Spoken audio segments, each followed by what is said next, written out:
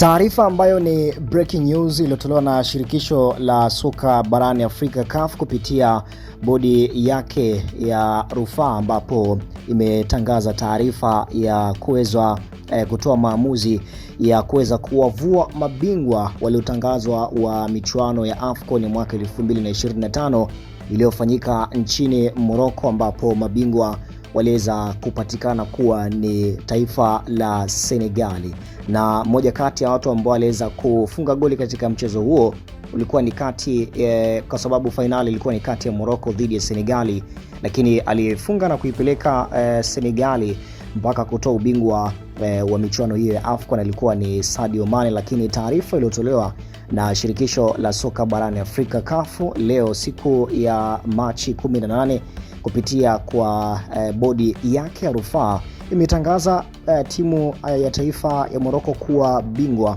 wa mashindano hiyo ya AFCON ya mwaka 2025 baada ya kuweza kupokonywa ubingwa waliokuwa ni Senegali kufuatia ukiukwaji wa kanuni za mashindano hayo. Taarifa hii imekuja mara baada ya kuweza kugundulika kwamba ama uamuzi huu umetolewa baada ya uchunguzi uliofanyika na kukubali rufaa iliyowasilishwa na shirikisho la soka la mpira nchini Morocco, na liliweza kubainika liliweza kubaini kuwa kulikuwepo na vitendo visivyo vya kiua na michezo katika fainali hiyo ambapo walikuwa wakicheza dhidi ya Senegal. Lakini taarifa zaidi kuhusiana na update kuhusiana je, ni rufaa gani ambayo ama walipeleka malalamiko gani, basi taarifa zingine zitaendelea kutoka kadri ambavyo taarifa zitakavyotolewa na shirikisho la soka mpira barani Afrika kupitia bodi yake ya rufaa, ambapo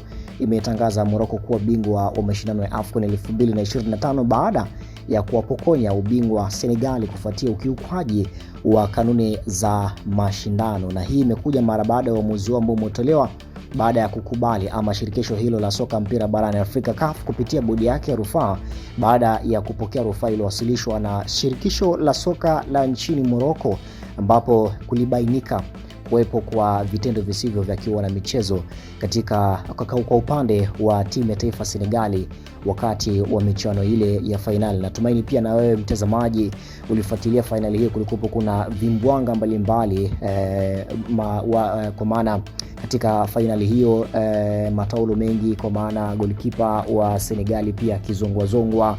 Mambo yalikuwa ni mengi, rapsha, lakini pia vimbwanga vilikuwa ni vingi. Lakini baada ya shirikisho la soka la nchini Morocco limeweza kutuma rufaa yake, ama baada ya kutuma rufaa yake kupitia kwa kamati ya rufaa kupitia shirikisho la soka barani Afrika, basi shirikisho hilo limeweza kutoa taarifa ya kuwapokonya ama kuwavua ubingwa ambao waliwatangaza Senegali na kuweza kuwavalisha ama kuwapa timu ya taifa ya Morocco. Nini ambacho kitajiri katika taarifa hii? Endelea kukaa na sisi, lakini pia usiache kusubscribe channel yetu ya Yako TV kwa habari mbalimbali za kimichezo kutoka ndani ya Tanzania na nje ya mipaka Tanzania. Lakini pia kaa na sisi katika mitandao yetu rasmi ya kijamii, tufollow kule Instagram pamoja na TikTok kwa jina moja la Yako TV. Maoni yako ni yapi baada ya taarifa hii? Tuandikie maoni yako chini ya video. Mimi ni official Mutre Msanawaji, Instagram napatikana kama official Mutre Msanawaji.